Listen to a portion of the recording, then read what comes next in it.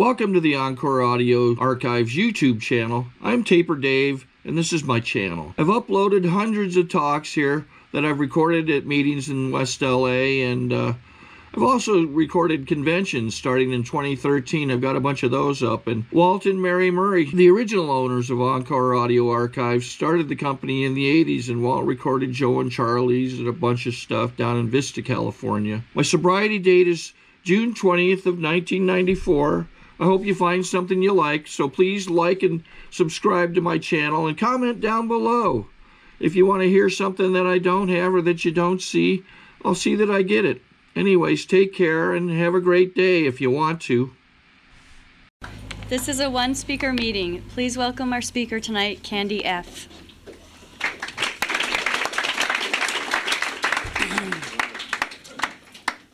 Hey, Candy Finnegan alcoholic, for God's sake. I want to thank Dave for convincing me to come out and tell my story. It's always a privilege to be in the rooms of Alcoholics Anonymous. I belong here. I've stayed here only for one reason. I haven't died and I haven't drank. You know, when I first got sober, I thought, you know, I don't need to say, oh, wasn't she a nice girl, and died sober. And the longer that I'm sober, I really don't care too much about the nice girl, but I would like to be sober. You know, I've worked really hard at it. I'll give you a little bit what it used to be like. It was great, it was shitty, it was great, it was shitty, it was great. It was great. It was really shitty. You know, it worked for me for a long time. I come from a really privileged family in Kansas and knew Dorothy and all those guys, so don't ask. Knew them really well. Courage, no heart, no brains. Dated most of them. Actually had a dog, Toto, but who didn't? You know, I'm adopted, and the reason I say that to you is because every time someone left in my life, I knew they were never coming back until I hit the rooms of Alcoholics Anonymous. And you've always been back. Never walked in a door in Alcoholics Anonymous and there wasn't anybody there. I walked in and there were a few people that, you know, weren't too tickled to be there. But there was always, oh, I take that back. I was on a cruise. And they said all of Bill W.'s friends meet in the library, and I was the only one there. I guess maybe that's not a great place for either, a great place for a budding alcoholic, I'll tell you that. But you know what? You've always been exactly where I needed you to be. No one's ever abandoned me in Alcoholics Anonymous. And that was really important for someone like me. It was the test that I always put you through, as I did every one of my life. My first ism was Catholicism. I'm a retired Catholic. I propitiated the same exact kind of fear with the Catholic religion as I did with life. You know, if I didn't do this, I'd go to hell. And if I didn't drink this, I, you know, wouldn't get drunk. And I have to admit, you know, the whole religion thing and not doing it right and not following it and not getting to confess. I loved confession, trust me. You know, I mean, there were like an hour and 40 minutes every week that, you know, there was a chance I was going to go to heaven, you know. And then by the time I'd get where I was going, it was all hell broke loose. But, you know, it was that I knew personally that I was disappointing the Pope, which is kind of an outstanding thing to think of, but I didn't like him anyway, so. But that's, I mean, my disappointment and my fear was huge, you know. We always talk about there's a million forms of fear, and you know, I've been in this program a long time, and it still runs me. If I don't get up and ask God, no matter what, to remove the obsession of self at this point, because the obsession to drink has been lifted on most days. New Year's Eve, it's a little difficult, but most days. And so I really have to get out of my own way. I am powerless over alcohol, and my life became unmanageable. I can still go right there. I can go to unmanageable in about 20 minutes. And when that happens, the ism hits in for me. And when the ism hits in for me, I, self, and me can't take care of me. You know, I have to turn to you and a God of my understanding. I graduated most, I guess it was kind of the top senior award, and not because I made good grades, because my parents bought the nuns TVs. And, you know, whatever it took. And I think a new lawn, if I can remember. I think I drove over the lawn. But, you know, I didn't really drink in high school. I had the behavior. I spent a lot of time with Sister Mary Emily because I liked to smoke in my uniform. And it was like, you know, I would go, I haven't had a cigarette. I mean, and, you know, of course, I smelled like a smudge pot, you know, nice wool skirts and wool blazers. And I continued on, you know. I mean, I could reek of alcohol, and I'd say, I haven't had a drink. You know, I don't know. It must be the dry cleaning fluid. I don't know. I always liked that one. And, you know, that's what my life was, is that, you know, if I could convince you, maybe I could convince myself. I went to college. I went to a finishing school in Missouri, and I was actually finished in about 2 weeks and 10 days. I couldn't, for one more minute in my life, stick to somebody else's rendition of candy. I had just been, I say I've been too good for too long. Who am I kidding? But you know, what ended up happening was I got to go to a state university as a punishment. I went to Kansas University, and what a relief. You know, there were 18,000 people there, you know, and I thought they all drank. So it was horribly exciting. And I remember the first time my dad and mom came up for a football game, and, you know, every bartender knew me. And I was so proud of that. Not that I was in a really good sorority, not that I was a legacy, not that, you know, anything about that. What really mattered to me is that I'd walk in and there would be a drink when I walked in. And I drank scotch and water, which really wasn't kind of the chic-y thing to do in Kansas. Kansas at the time was dry, but I bought myself a bottle of scotch and left it at every bar. And because the beer there was only $3.2, and it was like, oh, God, you had to drink so much of it. I always just jokingly said, get a couple pitchers and go to the bathroom and just drink it in there, because you're going to spend the whole time going back and forth from the table there anyway. You might as well just settle in, bring in a chair. That was my thinking. I mean, I didn't really care if I drank with you. I just cared I drank. And at the time, you know, we had to be in at a certain time, and I always was able to get booze in the sorority houses, and it didn't last very long. I hated them telling me I had to, like, clean the toilets and make my bed, and I never had to do any of those things, so it was really quite below me. I always say these words, don't you know who I am? And they would go, no. And I'd go, you'll find out. And a lot of that you'll find out was not such a great rendition of who I thought I was. It's who I looked like I was. I just kept doing life, you know. I drank a lot. I had a really good time.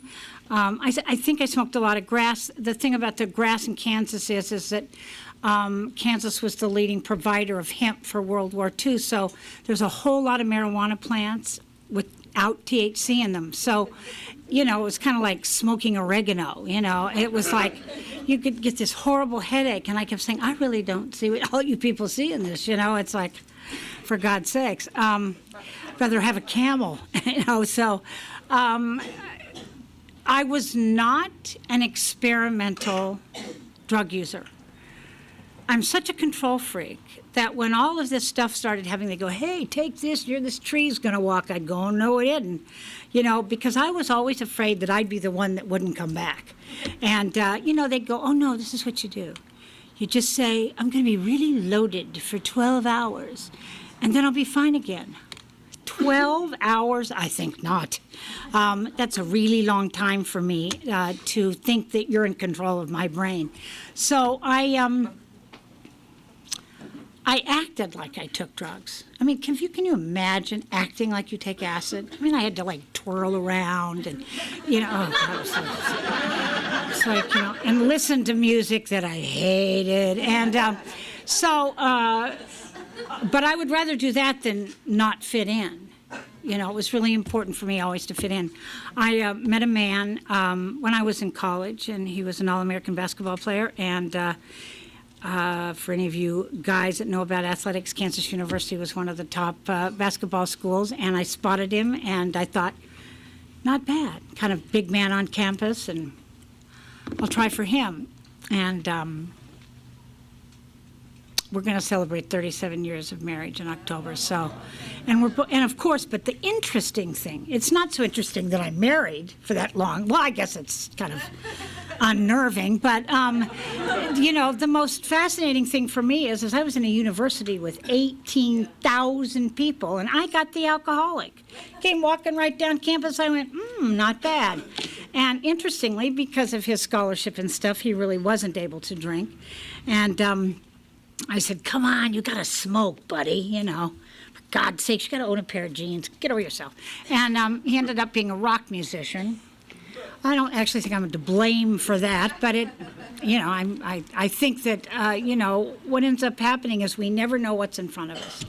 And I picked him because I thought that he wouldn't have any idea of who I was. I don't believe I ever said to him, don't you know who I am? Because I was afraid he might say yes. I chased him and stood on my head and got his attention finally. And when I was, I think in the second month of my junior year, my dad drove up and said, do you have a major yet? I said, oh, God. In what? You know, I said, what for? I just, you know, at first I'd been in PE because I really like jocks. And then I, you know, well, you know, I had to, like, you know, and then they didn't have home ec. I didn't know how to sew anyway, but I thought maybe I could learn to cook. They didn't like that much. I'm not artistic, but the artistic kids could, like, look really grungy and wear jeans. I mean, I tried a whole bunch of different majors. They just didn't seem to fit in very well. And I had to show up for class, for God's sake, and turn in stuff. So I said to my dad, well, why do I have to have a major? And he said, because you need to have a career. And I went, oh, no, for what? And he said, well, you might need to work, Candy. And I thought, well, I wasn't counting on that. And he said, so you have a week to call me and tell me what your passion is. So I went to the dentist, and this woman had a cute little white outfit on, and I asked her if she made a lot of money, and she said, yeah, and then she winked at me and went, and a lot of drugs. I went, and I said, do you take drugs and clean people's teeth? And she goes, you're going to ask me that now? And I thought, well, maybe not. But anyway, so I called my dad, and I said, oh, you're not going to believe this. I've had this like revelation. I want to be a dental hygienist. And he went, what? And I said, yeah, and I'm going to apply to University of Missouri Dental School. And he said, what are you on? You're a D student. You know, and I went, oh, can't you help, Dad? Don't you know somebody there? And he said, well, I'll see what I can do. And so the following September, I started on a path of becoming a dental hygienist. And, oh, that was so fun. I really had no idea that I had to, like, learn all the names of the teeth. I mean, I just thought, you know, what? But I paid a lot of money, and people took my test. I went to this one, when I went to get my degree and pick up my diploma, this professor came up to me and said, who are you? And I said, oh, I'm Candy Housen. He goes, you weren't in my class for that whole year. I gave you a B. And I went, oh, yeah, I was. He said, what was your number? And I went, I don't know. I had a lot of numbers. And he goes, you just graduated and you never even attended that class. So I had paid this girl $150 to show up for anatomy because it was always really early in the morning and I'd been drinking the night before and it grossed me out. You know, I just, you know, and then we had to do like autopsy and biopsy. Oh, it was just gross. So I didn't, you know, I thought I can't show up at 9 o'clock in the morning and look at innards. So And I'm telling you, this girl almost got kicked out of school for it, but one more time, I don't know how I got away with it. I got away with being an alcoholic for a really long time because I blamed you. Well, I think I blamed my husband a lot, but I just, I'm a manipulator, and I'm a liar, and I'm a cheat, and I'm a thief, and I just happen to have wolf clothes on. I think that it's a lot harder if you look good to feel good when you are all of those things. I was, people say to me, well, you weren't never really, you had a really high bottom. And I said, how dare you? I have a flat ass, not a high bottom. And, it's like one of the, I don't know what a high bottom is. I really don't. I almost lost my kids. I was 3 months behind on rent. I was driving drunk with my children in the back of the car. That's not a high bottom to me. Maybe I had a lot of clothes in the closet, but that was it, 1969, I convinced this man I had seen walking down campus that he should marry me, and kind of tricked him.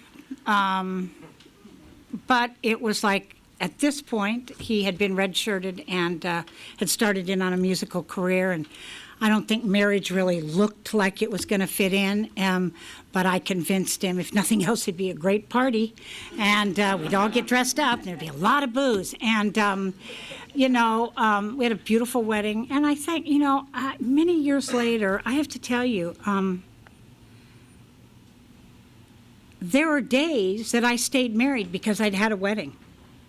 Just like there are days that I stayed sober because I have 13 weeks more than my husband. I don't care, whatever it takes, What the hell? I probably wanted to divorce him, oh God, thousands of times, but we never wanted to divorce at the same time. So because of that, and we never wanted to drink at the same time. And I'm telling you, it would be very difficult for me to live with somebody who still drank, because I would drink at him. I drank at him a lot anyway. He just happened to be out of town. But I proceeded in on this masquerade. We moved to Marin County. Oh my God, can you imagine a nice girl from Kansas, Marin County, in February of 1970? I had no idea. Grateful who? I'm not, This little island that the Indians were on was burning, and these people all smelled of patchouli, and, they'd made all their dresses out of bedspreads. It all was too much for me. And you didn't own a car, you hitchhiked, and you wanted a total stranger to pick you up and take you someplace. I think not. And for the first time in my life, I met Sensimilla. There was weed with no seeds. It was all too much for me. And I liked it.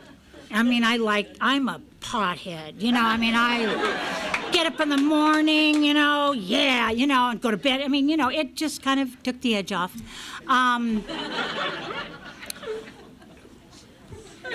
And I have to tell you, I think that I always had the thinking. I've always had the thinking. I just don't think for a long time I thought that drinking was a part of the thinking. I drank because it looked good. I drank to match my dress or my outfit. And, it's like sick. But if I had a green turtle, I'd have like cream de menthe with a little soda, a little pink lady. And I drink margaritas a lot. I liked yellow. And, I was trying to think, well, I don't know a drink this color. But I'd find one. I'd go, could you match this? Because it didn't matter what I drank. It mattered how I felt.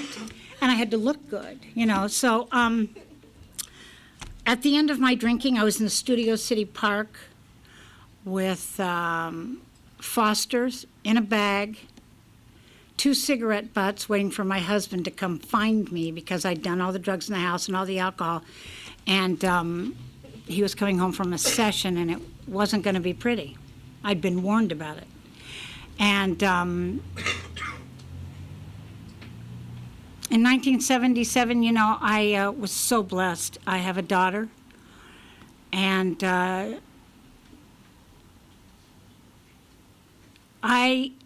think I smoked pot the first couple of months I was pregnant, but I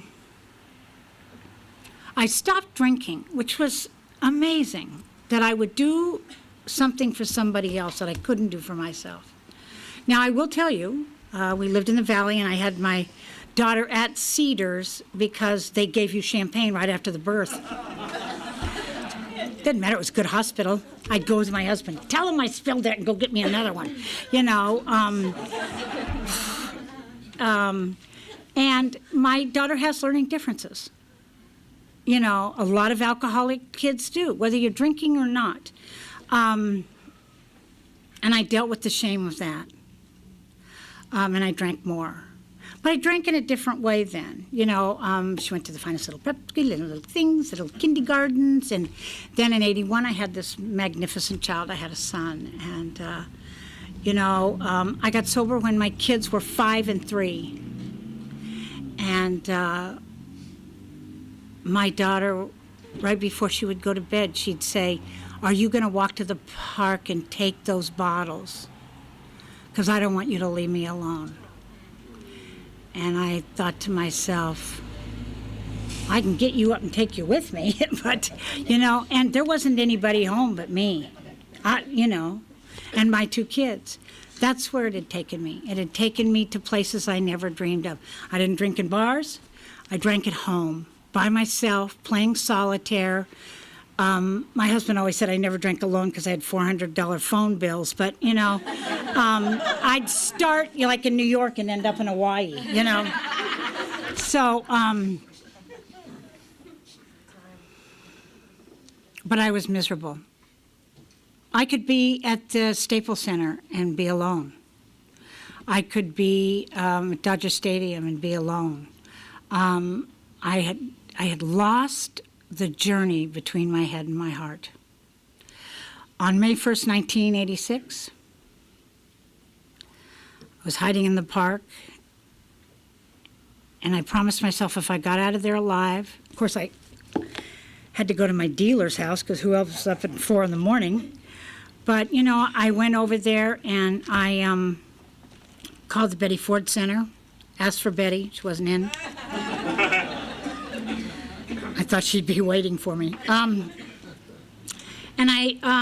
the only other thing I could remember was Schick-Shadel Hospital, and I went there in the middle of the night with a brown paper bag, and I called my husband from there, and I said, I want to live, and God gave me this gift of these 2 children, and I've abused it. And he goes, "What are you talking? Where? You're in Santa Barbara?" And I'll never, he goes, "Did you take your tennis racket?"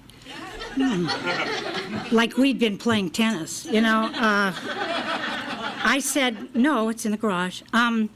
But what happened while I was there was I had a spiritual awakening of what was my problem was alcohol. Before that, I never knew what was the matter with me. I called my parents. My parents said, "You're not an alcoholic, it's him," because I, you know, worked for almost 16 years convincing them. I had to go so badly that I left my husband with my children, which is kind of really scary, but that's how desperate I was. I knew I had one chance. And as I knelt in that park and I said, "God, remove me from me.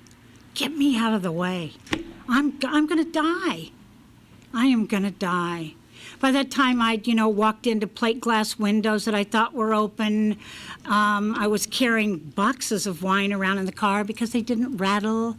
I mean, I could barely take my kids to a movie because it was too long for me to go without a drink.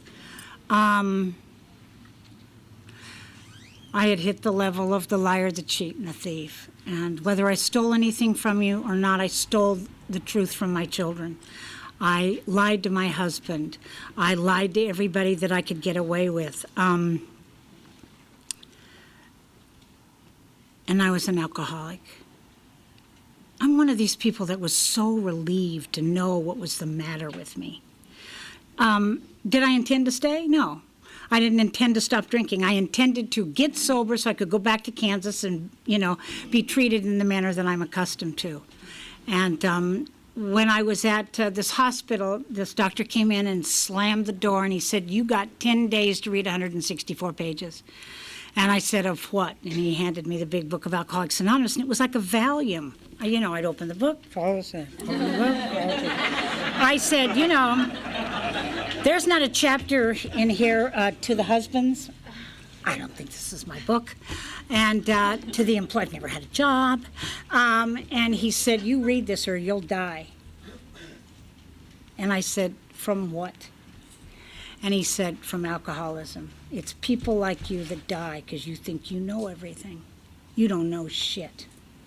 And I said, "Well, I just paid $30,000 to come in here to have you tell me." He said, "I'm telling you, you're the kind that die because you have such an ego and you have so much false pride."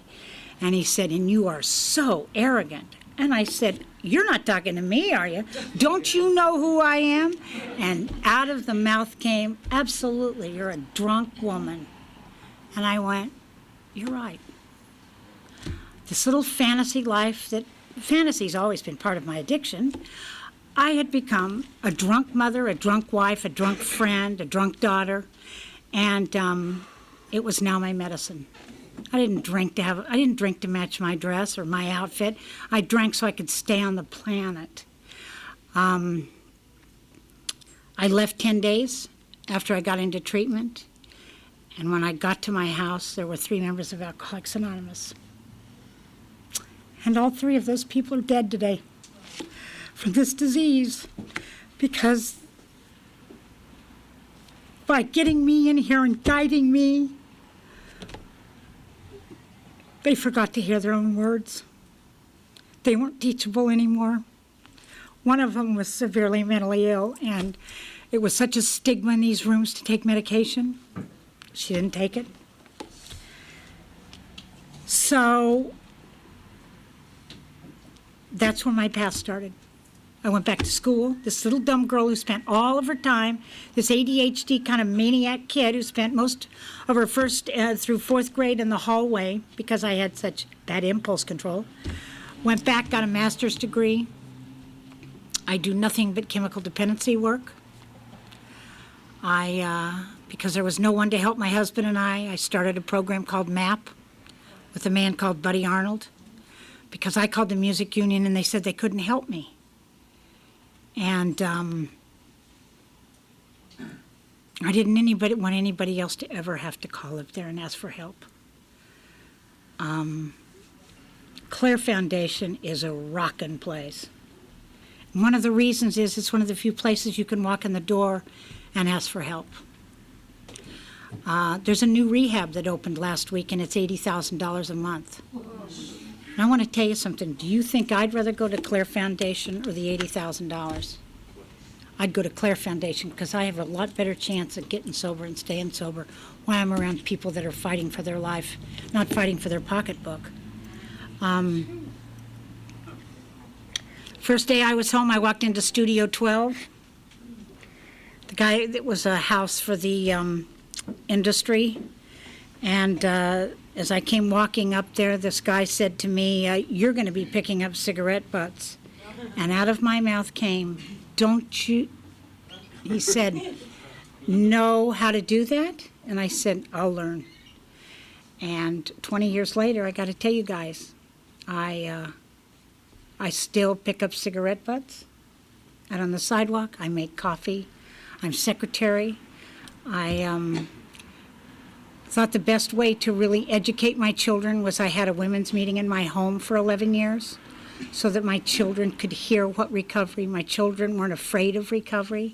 I had my son call me on the way over here and go, he just had his 25th birthday, and he said, I didn't act very well today with this guy that really irritated the shit out of me, and I need to call him up and tell him it wasn't that I didn't mean what I said, but it was the way I said it, and I don't have the right to talk to anybody like that. I went, "Really?" And he said, "Wouldn't you do that, Mom?"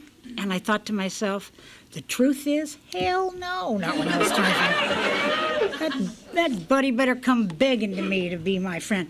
But, you know, what's happened is it's rubbed off.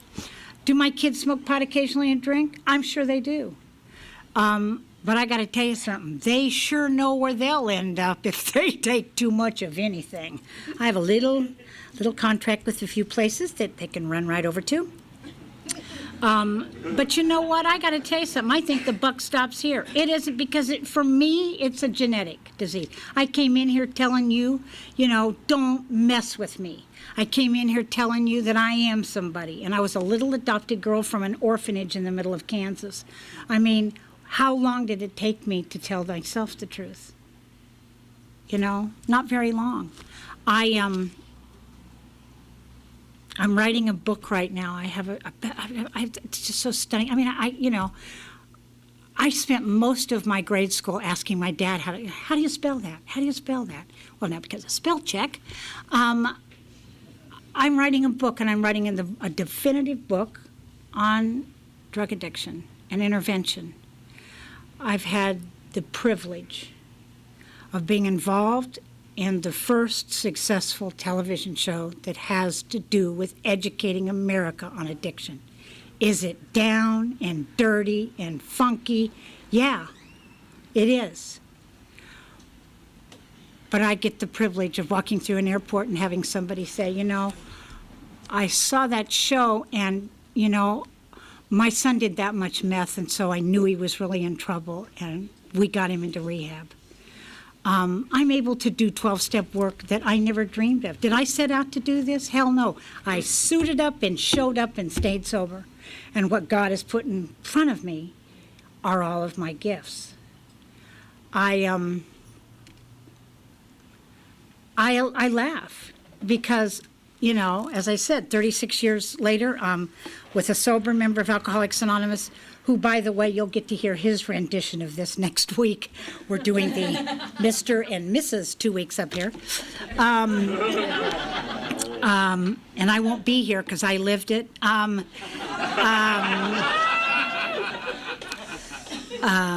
We've given joint leads before, and I'm in the front row going, it wasn't a marriage counselor, it was the speech therapist for our daughter. Huh? That you said we didn't have a drinking problem too. Because he goes, well, we went to, marriage counseling. Oh, we never went to marriage counseling. Please. And I thought, okay, so we don't need to kind of do this. And I have to be honest with you. I'm a member of Alcoholics Anonymous. I'm not a member of Alcoholics Anonymous through him. I'm a member of Alcoholics Anonymous. I come to my own meetings. I probably haven't been to a meeting with him in maybe 3 years. I don't need to go with him. I live with him, And he takes this thing as seriously as I do. I'm going to leave you with a story that gave me the hope, and another reason I've stayed, and I've laughed, and I've loved, is that to all the newcomers who are here, when I first got sober, I had an old-timer who was supposedly had gotten out of death row by doing his 5th step. I found out later that he too was full of shit. But at the time, I'd calling my mom in Kansas going, oh, I sit next to this murderer, and he did the 5th step, and the guy let him out, Well, anyway, I think it's what I wanted to hear. It wasn't what he was really saying.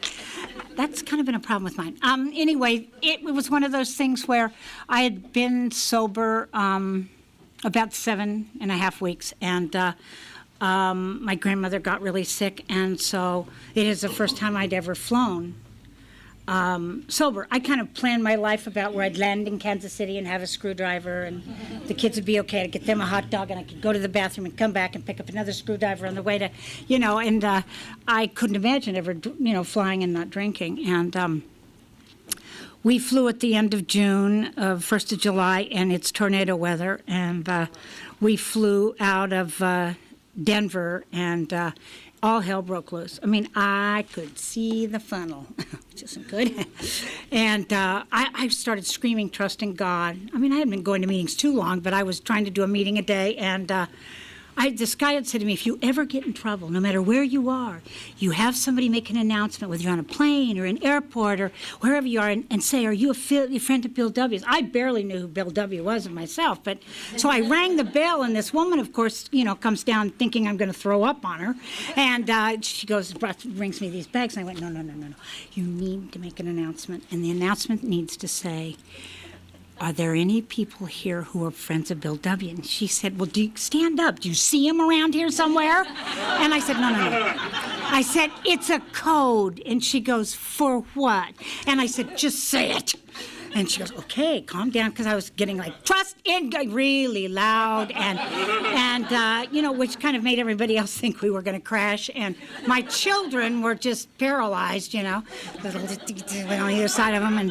And she got to the thing, and she goes, ladies and gentlemen, we have a person on the plane that would like to know if there's anybody on the plane that knows Bill W., and if so, would you ring your stewardess thing? And I've been on nothing. And I went, oh, good.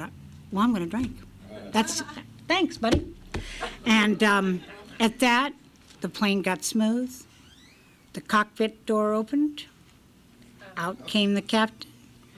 Walked up to me, leaned over to me, and he goes, God and I are flying the plane. Thanks for asking for help. You kept me sober today. And I screamed, get back in that cockpit! Are you crazy? Who's flying that thing? And he said, you didn't hear me say, God and I are flying this thing. I said, he's busy. Get up there.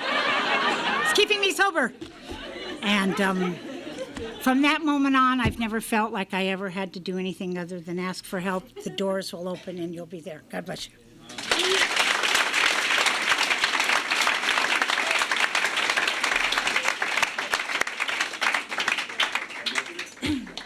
I think we got a great talk going on here. Thanks for watching the channel. Taper Dave here.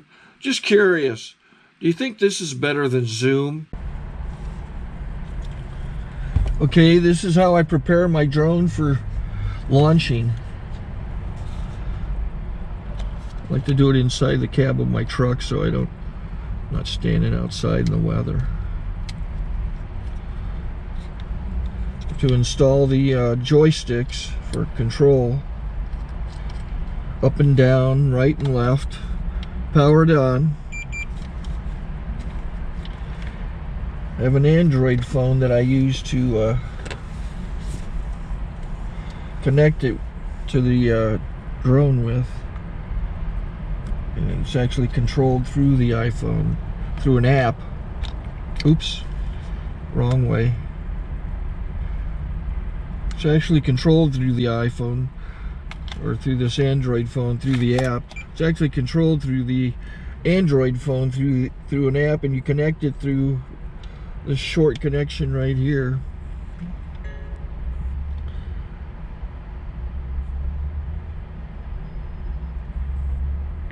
Remote control connected. Remote control's connected. So I pull out the drone. I have to extend the legs, long legs extended first, then the short legs. Remove the gimbal protector. Set that aside, then power it on one short burst, then one long burst. I lay it down. So I have to go to calibrate. So the drone's not connected yet. It shows you here as this drone gets disconnected, even though the remote's powered on. So the drone has to establish it's connected. So I go into the app to calibration mode. First I'll calibrate the remote controller. Start calibration.